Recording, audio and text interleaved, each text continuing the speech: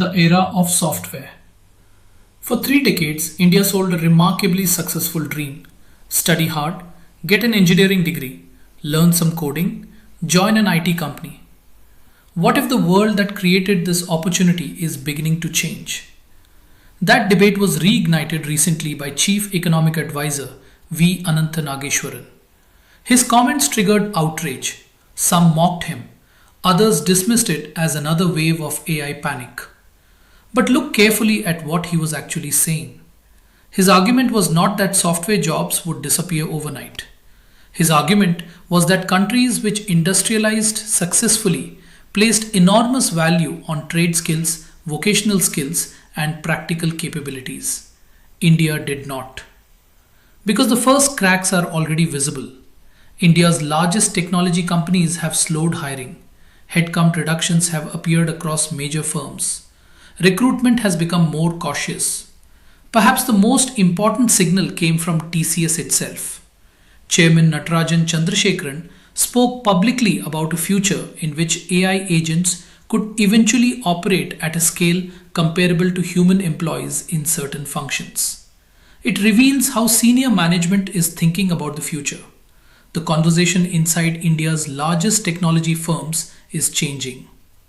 Because AI, artificial intelligence, is no longer a distant possibility, but it has already become part of business planning. To understand why this matters, we need to understand how Indian IT became successful in the first place. The industry was built on selling human effort, where clients paid for teams, they paid for engineers, and billable hours. Artificial intelligence changes that equation. Increasingly, clients want outcomes rather than manpower. The economic logic is shifting already as revenue growth becomes less dependent on continuously adding more people, and that changes the employment arithmetic. The pressure is likely to be concentrated in the middle. Routine coding, testing, maintenance, support functions, etc., are repetitive and vulnerable to automation. Ironically, these are also the areas where India's services model became exceptionally strong. Did India miss the AI revolution?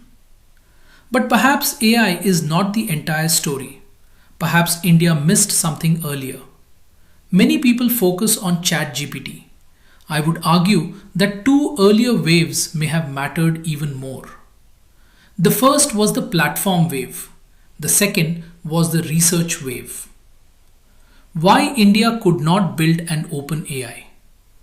Long before ChatGPT arrived, Amazon was building AWS. Microsoft was building Azure. Google was building Google Cloud. Alibaba was building one of Asia's largest cloud businesses. These companies owned infrastructure, they owned platforms, they owned data, and they owned enormous profit pools.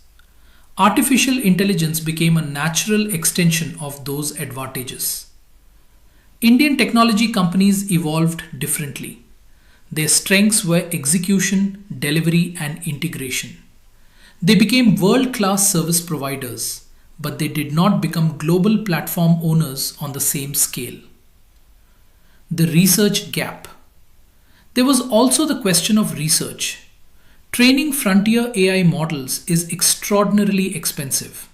It requires elite researchers, massive computing infrastructure, proprietary datasets, and a willingness to invest billions before seeing returns.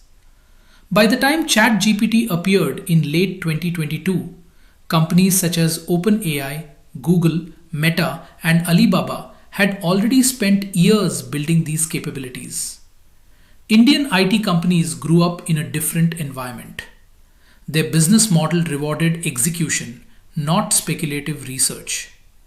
If you were running a successful IT services company in 2015, there was little reason to gamble billions on uncertain AI projects.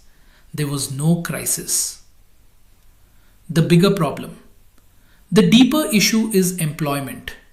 India adds roughly 10 to 12 million people to the workforce every year. The entire Indian IT BPM industry employs only around 5 to 6 million people in total. Even if the sector doubled in size, it could not absorb annual labor force growth on its own. That reality existed before AI. Artificial intelligence merely makes it harder to ignore. The German lesson. This is where Nageswaran's remarks become more interesting. Look at Germany. Its apprenticeship model combines classroom learning with paid workplace training. Skilled trades enjoy social prestige. Electricians, machinists, tool makers, industrial technicians. These professions are viewed as essential contributors to economic strength. India has studied this model for years. The country has ITIs, apprenticeship programs, Skill India initiatives, vocational training systems. The quality is a major problem as well as industry integration. None of this means humans are becoming irrelevant. Artificial intelligence remains powerful, but it also remains limited. For this, I would like you to read this amazing article from the LA Times, which said that there are certain areas where AI still cannot replace humans. These areas: empathy, leaders,